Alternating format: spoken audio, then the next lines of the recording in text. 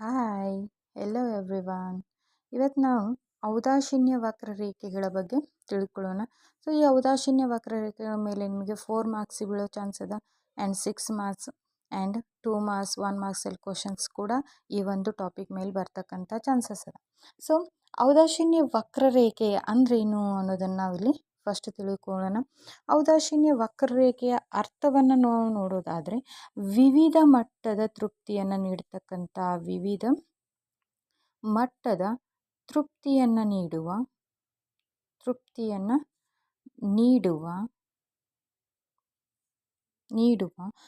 ಎರಡು ಅಥವಾ ಅದಕ್ಕಿಂತ ಹೆಚ್ಚಿನ ಔದಾಸೀನ್ಯ ರೇಖೆಗಳನ್ನು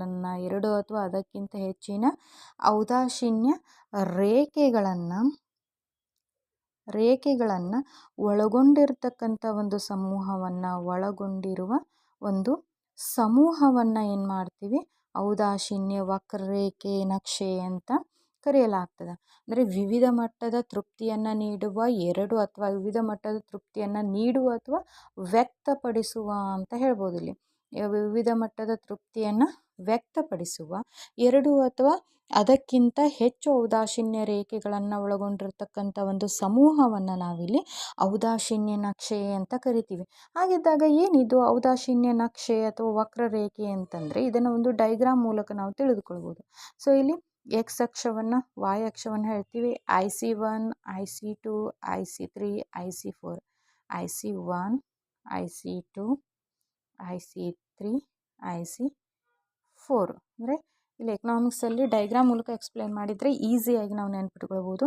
IC1 ಅಂದರೆ ಇಂಡಿಫರೆನ್ಸ್ ಕರ್ವ್ 1, 2, 3, 4 ಅಂತ ಹೇಳ್ತೀವಿ. ಇದನ್ನೇ ನಾವು IC ಕರ್ವ್ಸ್ ಅಂತ ಹೇಳ್ತೀವಿ. ಇಂಡಿಫರೆನ್ಸ್ ಕರ್ವ್ ಅಂದರೆ ಔದಾಸೀನ್ಯ ವಕ್ರರೇಖೆ ಅಂತ ಹೇಳ್ಬೋದು. ಸೊ ಇಲ್ಲೇನು ಮಾಡ್ತದೆ, ಯಾವುದೇ ಒಂದು ಔದಾಸೀನ್ಯ ರೇಖೆ ಮೇಲಿರ್ತಕ್ಕಂಥ 2 ಸರಕುಗಳ ವಿವಿಧ ಸಂಯೋಜನೆಗಳಿಂದ ಲಭ್ಯ ಆಗ್ತಕ್ಕಂಥ ತೃಪ್ತಿ ಒಂದೇ ಪ್ರಮಾಣದಲ್ಲಿರ್ತದೆ. ಅಂದರೆ ಈ ಒಂದು ಔದಾಸೀನ್ಯ ವಕ್ರರೇಖೆ ಮೇಲೆ ಇಲ್ಲಿ ಬಿಂದು ಇರ್ಬೋದು ಅಥವಾ ಇಲ್ಲಿರ್ಬೋದು, ಇದು 2 ಒಂದೇ ಮಟ್ಟದ ತೃಪ್ತಿಯನ್ನು ನೀಡ್ತದೆ. ಆದರೆ ಬೇರೆ ಬೇರೆ ಔದಾಸೀನ್ಯ ರೇಖೆ ಮೇಲಿರ್ತಕ್ಕಂಥ ಬಿಂದುಗಳು ಬೇರೆ ಬೇರೆ ಮಟ್ಟದ ತೃಪ್ತಿಯನ್ನು ನೀಡ್ತವೆ. ಅದರಲ್ಲಿ ಮೇಲ್ಭಾಗಕ್ಕೆ ಹೋದಂತೆ ಔದಾಸೀನ್ಯ ವಕ್ರರೇಖೆ ಮೇಲಿನ ತೃಪ್ತಿ ಏನಾಗಿರ್ತದೆ, ಜಾಸ್ತಿ ಇರ್ತದೆ. ಕೆಳಭಾಗಕ್ಕೆ ಹೋದಂತೆ ತೃಪ್ತಿಯ ಮಟ್ಟ ಏನಾಗಿರ್ತದೆ, ಕಡಿಮೆ ಆಗ್ತದೆ. ಇದನ್ನು ತಿಳಿಸ್ತಕ್ಕಂಥದ್ದೇ ನಮಗೆ ಔದಾಸೀನ್ಯ ವಕ್ರರೇಖೆ ಅಂತ ಹೇಳಲಾಗ್ತದೆ. ಸೊ ಇಲ್ಲಿ ಏಕನಾತ್ಮಕ ಒಲವು ಅಂತ ಕೂಡ ಬರ್ತದೆ. ಇದು 2 ಮಾರ್ಕ್ಸಿಗೆ ಬೀಳ್ತಕ್ಕಂಥದ್ದು ಏಕನಾತ್ಮಕ ಒಲವು ಅಂತ ಬರ್ತದೆ. ಅಂದರೆ ಈಗ ಒಬ್ಬ ಅನುಭೋಗಿಗೆ ನಾವು ಇದರ ಆಯ್ಕೆಯನ್ನು ಬಿಟ್ಟಾಗ ಅನುಭೋಗಿ ಯಾವಾಗಲೂ ಏನು ಮಾಡ್ತಾನೆ, ಅಧಿಕ ಮಟ್ಟದ ತೃಪ್ತಿಯನ್ನು ನೀಡತಕ್ಕಂಥ ಹೆಚ್ಚಿನ ಔದಾಸೀನ್ಯ ವಕ್ರರೇಖೆಗಳ ಕಡೆಗೆ ಆತ ಒಲವನ್ನು ತೋರಿಸ್ತಾನೆ. ಇದನ್ನೇ ನಾವಿಲ್ಲಿ ಔದಾಸೀನ್ಯ ವಕ್ರರೇಖೆ ಅಂತ ಕರೆಯಲಾಗ್ತದೆ. ಇದನ್ನೇ ಏಕನಾತ್ಮಕ ಒಲವು ಅಂತ ಕೂಡ ಕರೆಯಲಾಗ್ತದೆ. ಸೊ ಇದರ ಅರ್ಥ ಮತ್ತು ಈ ಒಂದು ರೇಖಾಚಿತ್ರವನ್ನು ತೆಗೆದರೆ ನಮಗೆ 4 ಮಾರ್ಕ್ಸ್ ಬೀಳ್ತಕ್ಕಂಥ ಚಾನ್ಸಸ್ ಅದ. ಸೊ ಜೊತೆಗೆ ಈ ಔದಾಸೀನ್ಯ ವಕ್ರರೇಖೆಯ ಫ್ಯೂಚರ್ಸನ್ನು ನೋಡೋಣ. ಅಂದರೆ ಲಕ್ಷಣಗಳನ್ನು ನಾವಿಲ್ಲಿ ನೋಡೋದಾದರೆ ಔದಾಸೀನ್ಯ ವಕ್ರರೇಖೆ ಯಾವಾಗಲೂ ಎಡದಿಂದ ಬಲಕ್ಕೆ ಇಳಿಮುಖವಾಗಿರ್ತವೆ ಅಂತ ಹೇಳ್ತೀವಿ. ಎಡದಿಂದ ಬಲಕ್ಕೆ ಇಳಿಮುಖವಾಗಿರುತ್ತವೆ ಅಂತ ಹೇಳಲಾಗ್ತದೆ. ಎಡದಿಂದ ಬಲಕ್ಕೆ ಇಳಿಮುಖವಾಗಿರುತ್ತವೆ ಅಂತ ಹೇಳಿದ್ವಿ. ಇದನ್ನು ಒಂದು ರೇಖಾಚಿತ್ರದ ಮೂಲಕವೇ ನೋಡೋಣ. X1, X2, X3, 0, Y1, Y2, Y3. ನೀವು ಇಲ್ಲಿ Y ಮತ್ತು X ಅಕ್ಷವನ್ನು ಐಡೆಂಟಿಫೈ ಮಾಡಲಿಲ್ಲ ಅಂದರೆ ಇಲ್ಲೂ ಕೂಡ ಮಾರ್ಕ್ಸ್ ಕಟ್ ಆಗ್ತಕ್ಕಂಥ ಚಾನ್ಸಸ್ ಇರ್ತದೆ. ಸೊ ಹೀಗಾಗಿ ನೀವೇನು ಮಾಡಿ, ಕಂಪಲ್ಸರಿಯಾಗಿ ಅಕ್ಷವಕ್ಕೆ ಹೆಸರನ್ನು ಕಂಪಲ್ಸರಿಯಾಗಿ ಕೊಡಿ. ಸೊ ಇಲ್ಲಿ ನಾವೇನು ಮಾಡಿದ್ವಿ, ಇದೇ ಔದಾಸೀನ್ಯ ರೇಖೆ IC1 ಕರ್ವನ್ನು ಹೇಳಿದ್ವಿ.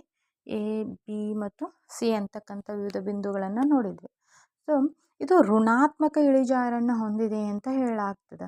ಯಾಕಂದರೆ ಇಲ್ಲಿ ಒಂದು ವಸ್ತುವನ್ನು ನೋಡಿ, ಅಬ್ಸರ್ವ್ ಮಾಡಿ, ಒಂದು ವಸ್ತುವನ್ನು ಅಧಿಕವಾಗಿ ಕೊಂಡಂತೆ ಮತ್ತೊಂದು ವಸ್ತುವಿನ ಪ್ರಮಾಣವನ್ನು ಏನು ಮಾಡಿದ್ದೀವಿ, ನಾವಿಲ್ಲಿ ಕಡಿಮೆಯಾಗಿ ಕೊಳ್ತಾ ಹೋಗಿದ್ದೀವಿ.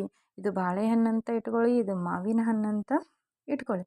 ಸೊ ಇಲ್ಲಿ X1 ಪ್ರಮಾಣದಷ್ಟು ಕೊಂಡಾಗ x1ದಿಂದ x2 ಪ್ರಮಾಣದಷ್ಟು ಕೊಂಡಾಗ ನಮಗೇನಾಗ್ತದೆ, ಇದರ ಪ್ರಮಾಣ ಜಾಸ್ತಿ ಆಗ್ತದೆ, ಇದರ ಪ್ರಮಾಣ ಕಡಿಮೆ ಆಗ್ತದೆ. x3 ಪ್ರಮಾಣದಷ್ಟು ಕೊಂಡಾಗ ಬಾಳೆಹಣ್ಣಿನ ಪ್ರಮಾಣ ಏನಾಗ್ತದೆ, y2 ಇದ್ದಿದ್ದು y1ಗೆ ಕಡಿಮೆ ಆಗ್ತದೆ. ಈ ಒಂದು ಇದನ್ನು ತಿಳಿಸ್ತಕ್ಕಂಥದ್ದೇ ನಮಗಿಲ್ಲಿ ಔದಾಸೀನ್ಯ ವಕ್ರರೇಖೆ ಅಂತ ಹೇಳ್ತೀವಿ. ಅಂದರೆ ಒಂದು ವಸ್ತುವನ್ನು ಹೆಚ್ಚಾಗಿ ಪಡೆದಂತೆ ಮತ್ತೊಂದು ವಸ್ತುವಿನ ಪ್ರಮಾಣವನ್ನು ಕಡಿಮೆ ದರದಲ್ಲಿ ಕೊಳ್ತಾ ಹೋಗುವುದನ್ನು ತೋರಿಸ್ಲಿಕ್ಕೆ ಔದಾಸೀನ್ಯ ವಕ್ರರೇಖೆ ಏನಾಗೈತಿ, ಇಳಿಜಾರಾಗೈತಿ. ಇದು ಔದಾಸೀನ್ಯ ವಕ್ರರೇಖೆ ಪೀನ ಮಧ್ಯವಾಗಿದೆ ಅಂತ ಹೇಳ್ತೀವಿ. ಔದಾಸೀನ್ಯ ವಕ್ರರೇಖೆ ಮೂಲಕ್ಕೆ ಪೀನ ಮಧ್ಯ ಆಗಿದೆ ಎಂಬುದನ್ನು ಕೂಡ ಈ ಒಂದು ಲಕ್ಷಣ ನಮಗಿಲ್ಲಿ ಹೇಳ್ತಕ್ಕಂಥದ್ದು. ಸೊ ಎರಡನೇದಾಗಿ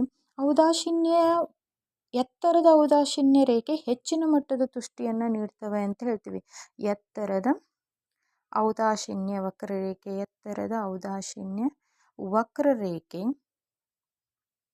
ಹೆಚ್ಚಿನ ಮಟ್ಟದ ತೃಪ್ತಿಯನ್ನು ವ್ಯಕ್ತಪಡಿಸ್ತವೆ. ಹೆಚ್ಚಿನ ಮಟ್ಟದ ತೃಪ್ತಿಯನ್ನು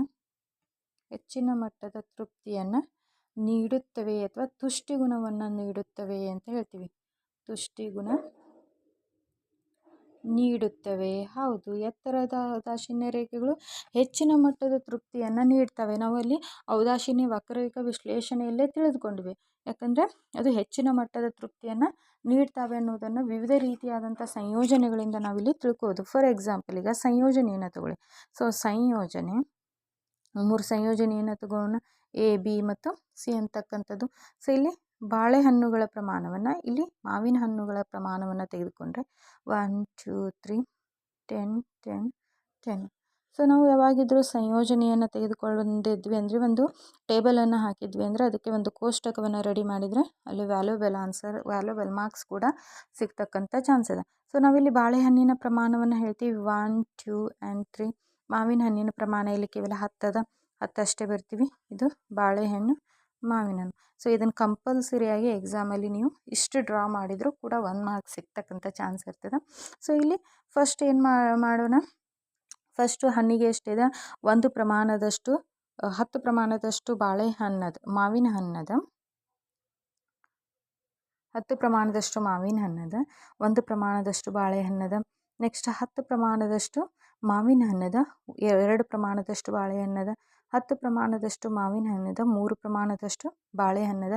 ಸೊ ಇಲ್ಲಿ ನಾವು ಪ್ರತಿಯೊಂದಕ್ಕೊಂದೊಂದು ಔದಾಸೀನ್ಯ ವಕ್ರರೇಖೆಯನ್ನು ಹೇಳೋಣ.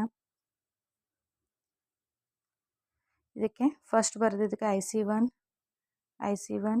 IC2, ಇದಕ್ಕೆ IC2 ಆ್ಯಂಡ್ IC3 ಅಂತ ಹೇಳೋಣ. ಸೊ ನೋಡಿ,